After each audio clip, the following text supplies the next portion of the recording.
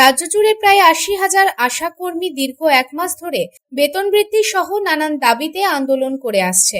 বুধবার রাজ্য জুড়ে আশা কর্মীদের স্বাস্থ্য ভবন ঘেরাও কর্মসূচি ছিল।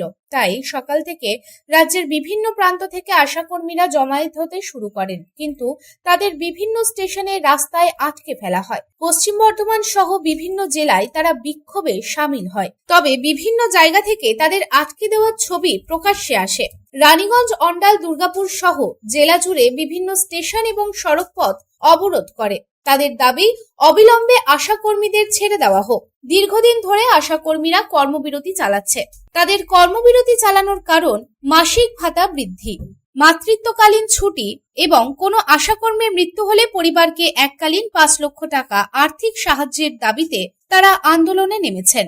তাদের অভিযোগ, বারবার ঊর্ধ্বতন কর্তৃপক্ষকে ডেপুটেশন জমা দেওয়া হয়েছে, তারপরেও কোনো সুরাহা হয়নি। সেজন্যই আন্দোলনে তারা নামতে বাধ্য হয়েছে। তাই তাদের দাবি না মেটানো হলে এই আন্দোলন চলতে থাকবে। আজ বিক্ষোভকারী অর্পিতা ব্যানার্জি জানান, আজ অন্ডাল মোড়ে সড়ক অবরোধ করা হয়েছে। ২১শে জানুয়ারি অর্থাৎ আজ স্বাস্থ্য ভবন ঘেরাও করার কথা ছিল, তবে তার আগেই অনেককে ঘর থেকে তুলে নেওয়া হয়েছে, আবার স্টেশন থেকেও অ্যারেস্ট করা হয়েছে। ২১শে জানুয়ারি স্বাস্থ্য ভবন অভিযান ছিল, যেটা আমাদেরকে স্বাস্থ্য ভবন থেকেই ডাকা হয়েছিল ২১শে জানুয়ারি যাওয়ার জন্য। তো আমরা যাবো বলে সকাল থেকে রেডি হয়ে এসেছি। আমাদের অনেক দিদিকে ঘর থেকে কাউকে তুলে নেওয়া হয়েছে, কাউকে স্টেশন থেকে অ্যারেস্ট করা হয়েছে। আমাদেরকে তো স্টেশনের ভেতরেই ঢুকতে দেওয়া হয়নি, আমাদেরকে যেতে দেওয়া হয়নি। বলা হয়েছে গেলে আপনারাই বিপদে পড়বেন, আপনারা ফিরে যান। তো আমরা কি অন্যায় করেছি? আমরা তো আমাদের ন্যায্য দাবিতে যাচ্ছিলাম। আমরা শুধু জানতে যাচ্ছিলাম যে আমাদের বেতনের যে টাকা সেটা বাড়ানো হবে, সেটাই বলতে যাচ্ছিলাম। তো সেটার আজকে বলা হয়েছিল যে আজকে জানানো হবে, ঘোষণা করা হবে। তো আমাদেরকে যেতেই তো দেওয়া হবে। আচ্ছা, আপনারা কি চাইছেন? আমরা চাইছি আমাদের দিদিদেরকে ছেড়ে দেওয়া হোক। ওদেরকে কেন এইভাবে আটকে রাখা হয়েছে?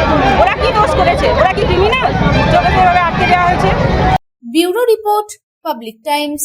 समाज सेवा के पथ पर हमेशा अग्रसर लायंस क्लब ऑफ रानीगंज द्वारा संचालित नेत्र चिकित्सा के क्षेत्र में विश्वसनीय Lions MJM eye hospital. Lions MJM eye hospital के अनुभवी नेत्र विशेषज्ञ द्वारा नेत्र जांच एवं अत्याधुनिक medical equipment, pathological laboratory, x ray के बाद अनुभवी चिकित्सकों द्वारा सफल नेत्र ऑपरेशन किया जाता है। हमारे अनुभवी नेत्र विशेषज्ञ डॉक्टर शिवाजी सरकार, डॉक्टर अब्दुल कयूम, डॉक्टर चित्रांशु सामंत और डॉक्टर उत्पल पाल का लाभ दूर दराज से आए मरीजों को मिलता है।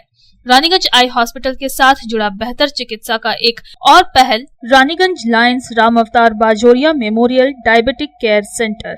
यहाँ भी मरीजों को मिलेंगे अनुभवी चिकित्सक एवं अत्याधुनिक लैब की सुविधा। Raniganj Lions MJM eye hospital की बेहतर चिकित्सा के लिए दक्षिण बंगाल ही नहीं बल्कि झारखंड, बिहार एवं ओडिशा राज्य से भी मरीज चिकित्सा कराने आते हैं। मरीजों के सुविधार्थ उपलब्ध है 24 घंटे एम्बुलेंस एवं हाइजीनिक रेस्टोरेंट की सुविधा। Raniganj Lions MJM eye hospital, NSB road, Raniganj. Contact number 0341244520, 2443205, 2445242।